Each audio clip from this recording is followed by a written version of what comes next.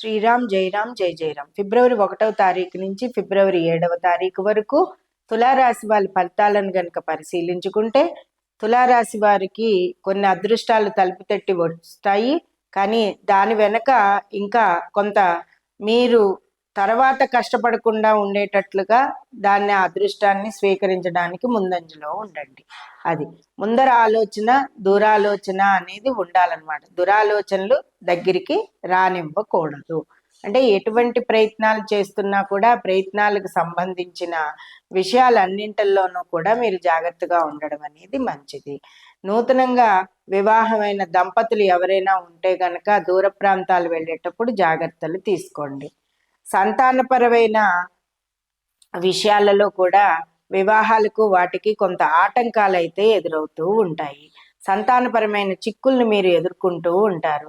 వారి ఉద్యోగాల విషయంలో కానీ, వారి పెళ్లిళ్ళ విషయంలో కానీ, వారి విదేశీయానాల విషయంలో కానీ కొంత చిక్కులు మీకు ఎదురవుతూ ఉంటాయి. అలాగే చతుర్థ స్థానంలో రవి ఇప్పుడు మీకు కొన్ని ప్రమోషన్లు ఇచ్చే అవకాశం కూడా ఉంది. ధన పెరిగే అవకాశం కూడా మీకు ఇక్కడ కనబడుతూ ఉంది.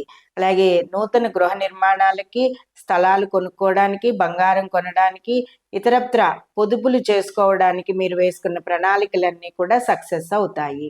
ఏ విషయంలో అయినా సరే ముందంజలో ఉండండి. మధ్యవర్తిత్వాలు చేసి ఎవరికి సంతకాలు పెట్టి వారి మధ్యవర్తిత్వంతో మీరు ముందుకు వెళ్ళకండి.